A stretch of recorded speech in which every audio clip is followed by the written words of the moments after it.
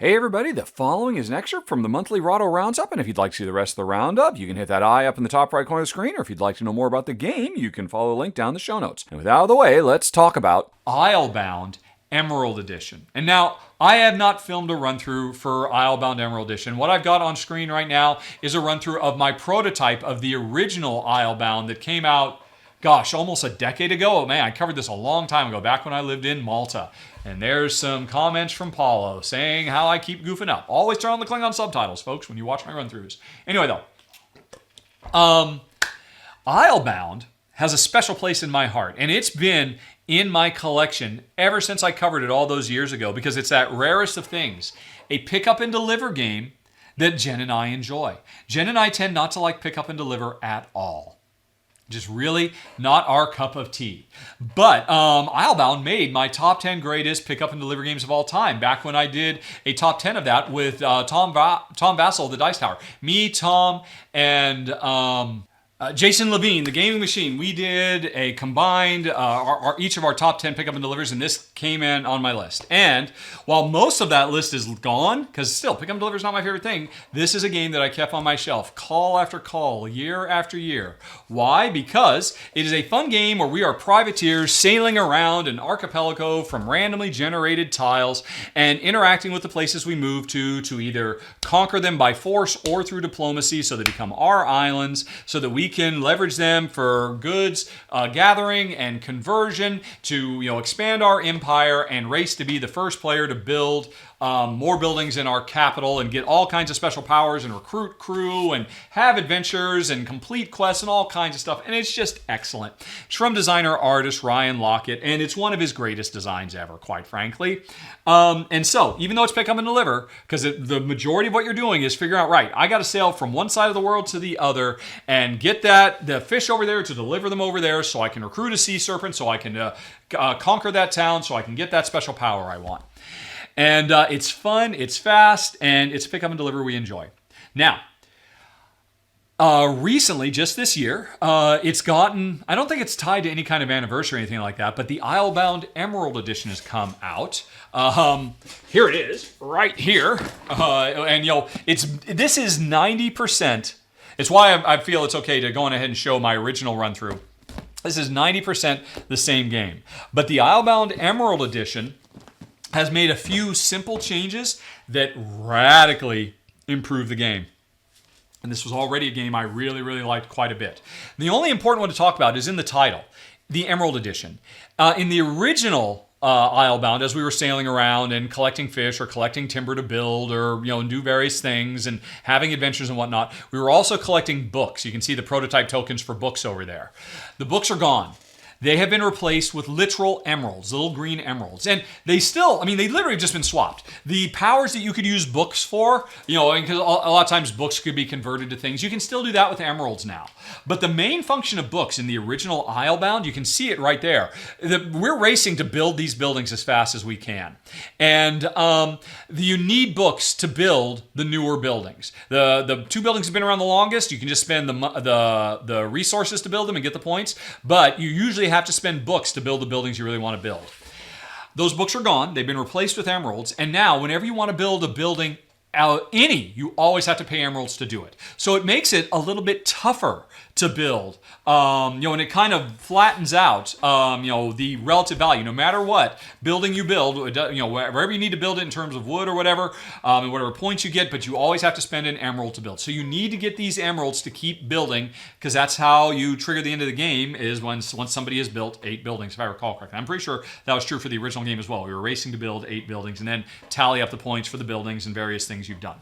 So here's the thing. It used to be, you used books, but things get progressively, the books were important for building. And you collected books the same way you collected other stuff. Books have been replaced with emeralds. And here's how you get emeralds. You don't just get them as a resource, like by going to certain islands to generate, although there are islands that generate resources. The main way you get emeralds in this game is by visiting an island that another player has conquered, or you have conquered. Because At the beginning of the game, all the islands are neutral, but you can take them over by force if you attack them with your soldiers and sea serpents, or you can win them over with diplomacy. But either way, once you have done that, you put your marker on that island, and it means you can go to that island for free for the rest of the game.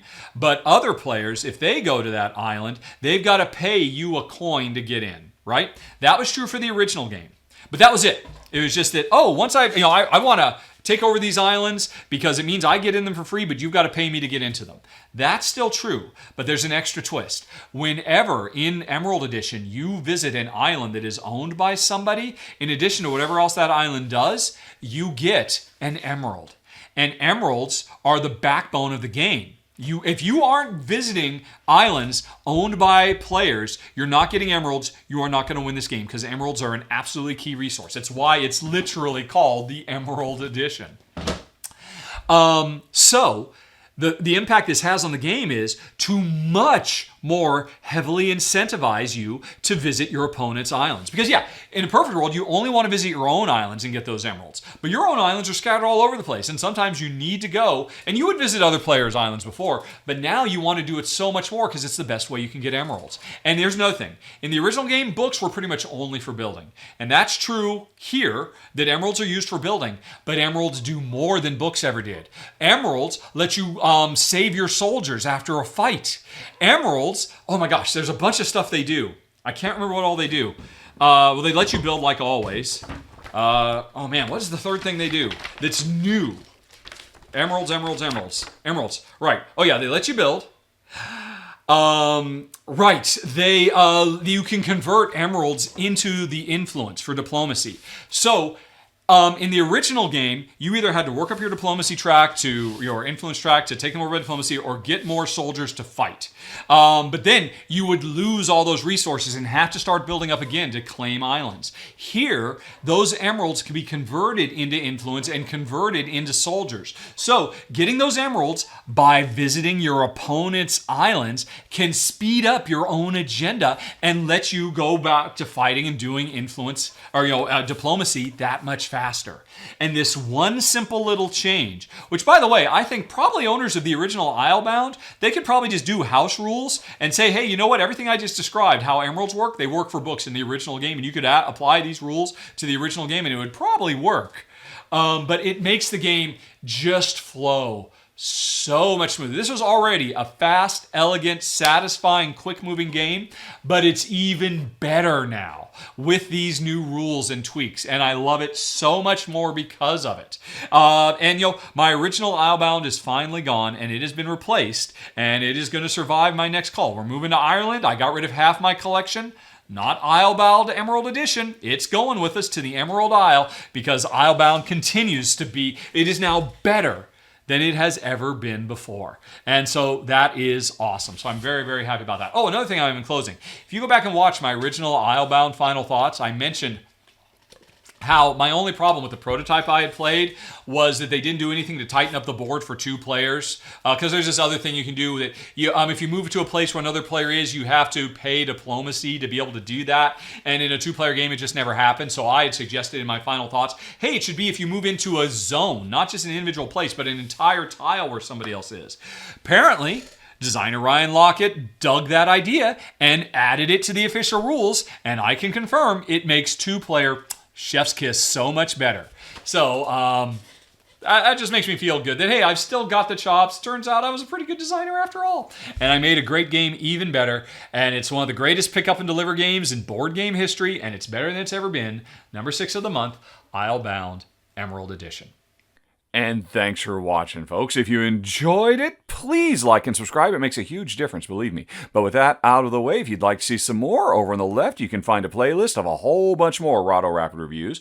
Up in the top right, there's the latest thing that's been added to the channel. And in the bottom right, you've got something YouTube recommends. Okay, folks, thanks for watching.